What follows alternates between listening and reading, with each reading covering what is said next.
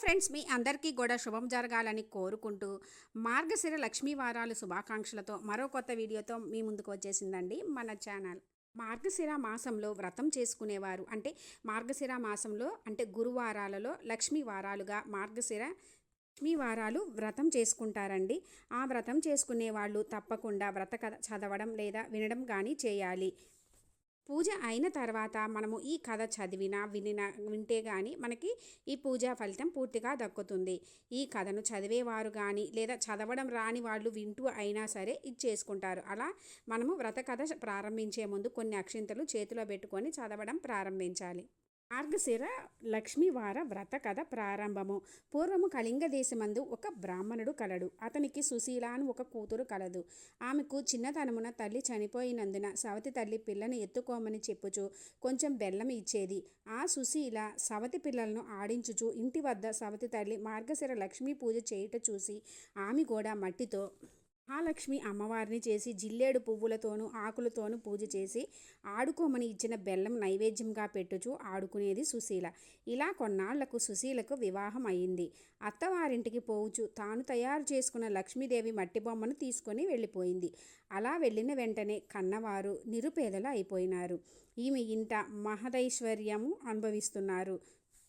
పుట్టింటి వారు కటిక దరిద్రులైన సంగతి తెలుసుకున్న సుశీల చాలా బాధపడుతుందన్నమాట. తల్లిదండ్రులు అంటే పుట్టింటి వారి దరిద్రమును భరించలేక ఆమె తల్లి కొడుకుని పిలిచి, నాయన నీ అక్క ఇంటికి వెళ్ళి ఏమైనా డబ్బు తీసుకురమ్మని చెప్పి పంపిస్తుంది. సుశీల ఇంటికి తమ్ముడు వెళ్ళి వారి దరిద్రం గురించి చెబుతాడు. ఆ విషయాలు తెలుసుకొని సుశీల ఒక కర్రను దొలిపించి దాని నిండా వరహాలు పోసి అతనికి ఇస్తుంది. ఆ చిన్నవాడు కర్రను పట్టుకొని వెళుతుండగా దారిలో కర్ర వదిలి వెళ్ళిపోయాడు. ఆ కర్ర ఎవరో తీసుకొని వెళ్ళిపోతారు. ఇంటికి వెళ్ళిన కొడుకుని తల్లి ఏం తెచ్చావు అని అడుగగా ఏమి తేలేదని చెప్పిన మన దరిద్రం ఇంతే అని అనుకున్నారు. కొంతకాలం తర్వాత సుశీల తమ్ముని పరిస్థితిని అడిగి తెలుసుకున్నది. వారి దరిద్రంలో ఎటువంటి మార్పు రాలేదని తెలిసి ఒక చెప్పుల జత తెప్పించి వాటిలో వరహాలు పోసి కుట్టించి వాటికి గుడ్డ చుట్టి తమ్ముడికి ఇచ్చి ఇది తీసుకువెళ్ళి తండ్రికి ఇమ్మని చెప్పాను.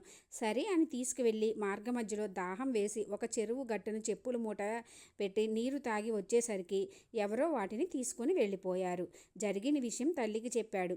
తల్లి జరిగిన దానికి బాధపడి మన దరిద్రం ఇలాగెందుకు ప్రాప్తించిందో అని అనుకొనెను. మరలా కొన్నాళ్ళకు కొడుకుని పంపిస్తూ ఈసారి అయినా జాగ్రత్తగా తీసుకురమ్మని చెప్పాను.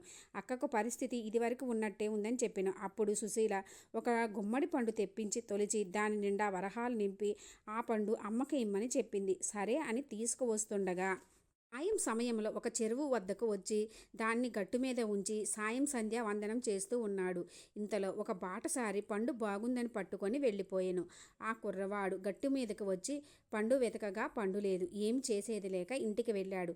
తల్లి ఏం తెచ్చితివి అని అడుగగా జరిగింది చెప్పాను. తల్లి విచారించింది. కొన్నాళ్లకు తల్లి ఇంటి దగ్గర పిల్లల్ని ఉంచి కూతురు దగ్గరికి వెళ్ళింది.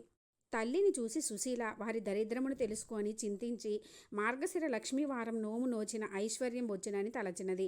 అమ్మ, ఈరోజు మార్గశిర లక్ష్మీవారం, నోటిలో ఏమి వేసుకోకు, మనం వ్రతం చేసుకుందాము అని చెప్పాను. ఆమె కూడా అలాగే, నేనేమైనా చిన్నదానినా ఎందుకు తింటాను అని చెప్పి పిల్లలకు చద్ది అన్నం పెట్టి నోటిలో ఒక ముద్ద వేసుకున్నది. కూతురు వచ్చి అమ్మ స్నానం చెయ్యి, మనం వ్రతం చేసుకుందామంది. అప్పుడు జరిగింది తల్లి చెప్పినది. ఆ వారం కూతురు మాత్రమే చేసుకున్నది. ఇక రెండవ వారం వ్రతం చేసుకుందాం అనుకున్నది. అప్పుడు పిల్లలకు తలకి నూనె రాస్తూ తానును రాసుకున్నది వాళ్ళమ్మ. ఆ వారం కూడా వ్రతం చేయ వీలు కాలేదు. మరుసటి వారం అమ్మ ఈసారైనా జాగ్రత్తగా ఉండమని చెప్పినది.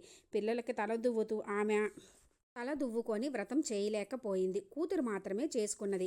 ఇక 4వ వారం ఈసారి అయినా చాలా జాగ్రత్తగా ఉండమని చెప్పి సుశీల తల్లి ఈ పని చేయకుండా ఉండడానికి ఒక గోతిలో అనమాట కూర్చోబెట్టింది. పని అయిన తర్వాత అమ్మను తీసుకొని వచ్చి స్నానం చేస్తే పూజ చేసుకుందాం అని పిలవగా తల్లి పిల్లలు అరటిపండు తిని నేను కూర్చున్న చోట అరటి తోలు వేశారు. నేను తోచక అది తిన్నా అని చెప్పింది. అయ్యో అని తలిచి కూతురు పూజ చేసుకొని 5వ వారం మార్గశిర లక్ష్మీవారం వ్రతం ఆఖరి వారం. అప్పుడు సుశీల తల్లిని కొంగుకు కట్టుకొని పని పూర్తి చేసుకొని తల్లిచే స్నానం చేయించి వ్రతం చేయించింది. పూర్ణ కుడుములు తల్లిచే నైవేద్యం పెట్టించింది. కానీ మహాలక్ష్మి దూరంగా వెళ్ళిపోయినది. మీ అమ్మ అలా వెళ్ళిపోతున్నావు అని అడుగగా, నీ చిన్నతనంలో నీవు బొమ్మలతో ఆడుకుంటుంటే మీ అమ్మ చీపురుతో కొట్టింది అందుకే అని చెప్పింది. అప్పుడు తన తల్లి చేసిన దానికి క్షమించమని ప్రార్థించింది. మళ్ళా నీ తల్లిచే వ్రతం చేయించమని దృశ్యమైనది మహాలక్ష్మి అమ్మవారు. సరే అని మొదటి వారం పులగం, రెండవ వారం అట్లు తిమ్మనం, మూడవ వారం అప్పాలు పరమాన్నం, నాలుగవ వారం చిత్రాన్నం గారెలు, పుష్యమాసంలో మొదటి వారము పూర్ణం కుడుములు వడ్డించి తల్లిచే నోము చేయించింది. అక్షింతలు తల మీద వేసుకున్నారు. అప్పటి నుండి ఆమెకు సకల సంపదలు కలిగి అంత్యమందున విష్ణులోకమునకు వెళ్ళెను. కథలో లోపమైనను వ్రతలోపము కారాదు, భక్తి తప్పినను ఫలము తప్పదు. ఈ వ్రతాన్ని కొన్ని నియమాలు పాటిస్తూ భక్తి శ్రద్ధలతో చేసుకోవాలి. ఇప్పుడు కథ పూర్తవుతుందండి. మన చేతిలో ఉన్న అక్షింతలు అమ్మవారి పాదాల చెంత కొన్ని ఉంచి మన తల మీద వేసుకోవాలి. ఇప్పుడు తోటి వ్రత కథ సంపూర్ణము.